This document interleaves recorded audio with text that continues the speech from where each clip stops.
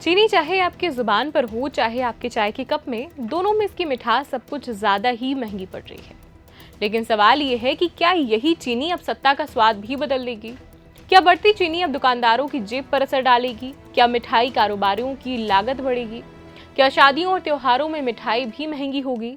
और जब देश में चीनी की कमी नहीं बताई जा रही है तो फिर अचानक कीमतें इतनी ज्यादा क्यों बढ़ गई है? अब कुछ बाजार जानकारों और कारोबारियों की ये आशंका है कि शादियों के सीजन के आते आते तक चीनी के दाम 100 रुपए प्रति किलो तक भी पहुंच सकते हैं, क्योंकि जिस चीनी को कुछ महीने पहले करीब 45 रुपए किलो में खरीदा जा रहा था, आज वही 65-67 रुपए के नीचे बात नहीं कर रही है। यानी करीब 3 महीने में 19 रुपए, यानी लगभग 40% का उछाल है। और सिर्फ चीनी ही नहीं, ये तमाम चीजें जो अभी आप स्क्रीन पर देख रहे हैं, ये सब कुछ महंगी हुई है। यानी रसोई में सिर्फ चीनी की मिठास नहीं बढ़ी, महंगाई की कड़वाहट भी बढ़ी है। और सबसे सीधी मार पड़ रही है मिष्ठान कारोबार पर। मिठाई के दाम बढ़ाए तो ग्राहक की जेब पर असर, और दाम ना बढ़ाए तो दुकानदार की लागत पर। अब इस पर कुछ दुकानदारों का ये कहना है कि अगर चीनी के रेट यूं ही बढ़ते रहे तो सत्ता तक सवाल उठ जाएगा। चीनी के दाम विगत 20 दिनों में दोगुने हो चुके हैं।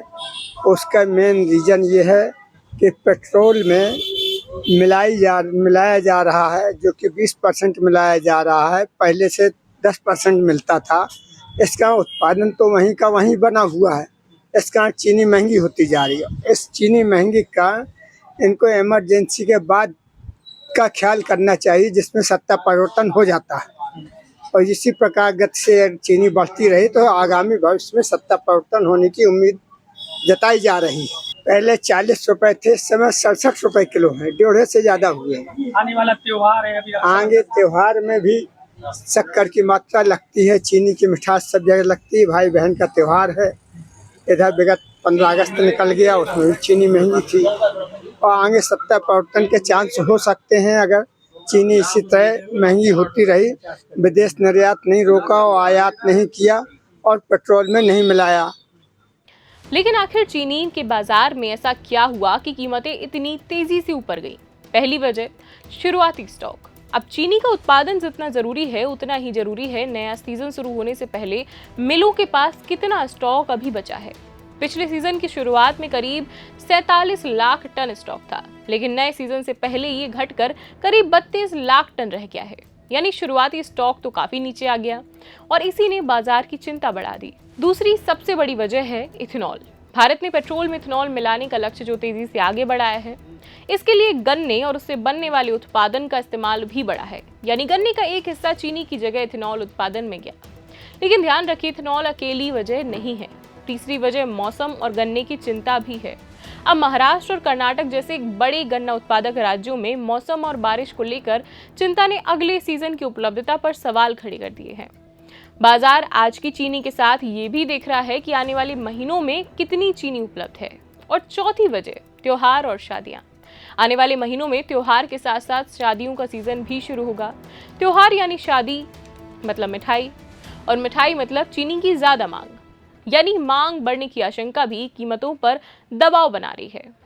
पांचवी वजह सबसे बड़ी है स्टॉकिंग और पैनिक बाइंग।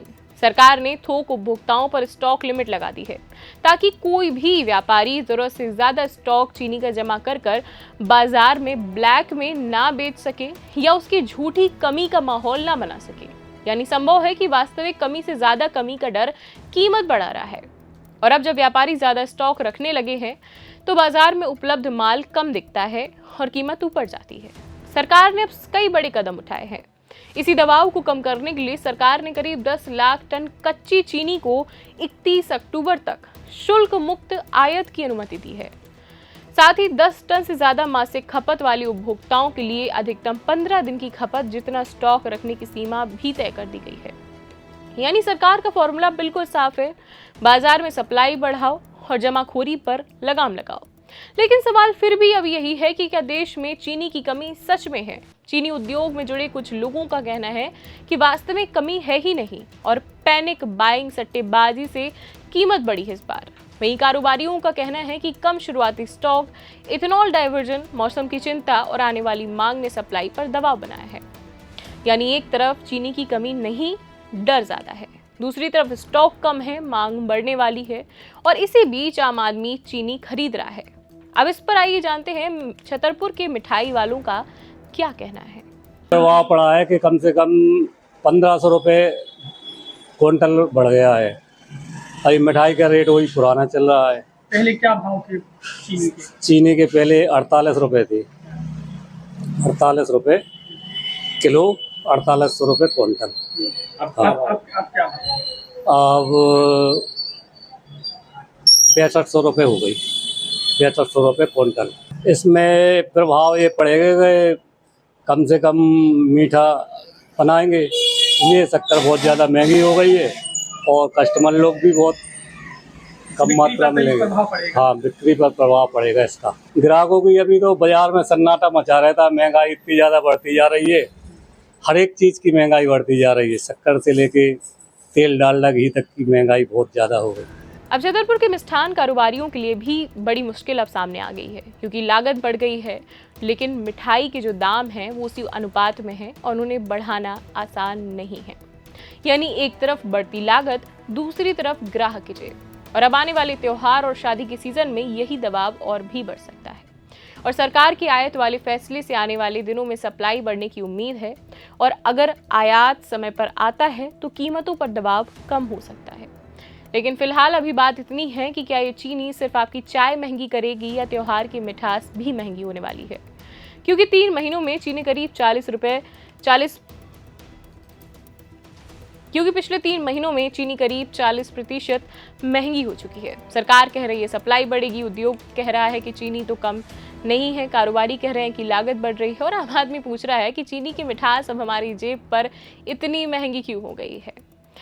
खैर, आपके शहर में चीनी के क्या रेट है, इस पर आप क्या सोचते हैं? कोई सुझाव अगर आपका है तो हमारा कमेंट सेक्शन आपके विचारों के लिए खुला हुआ है।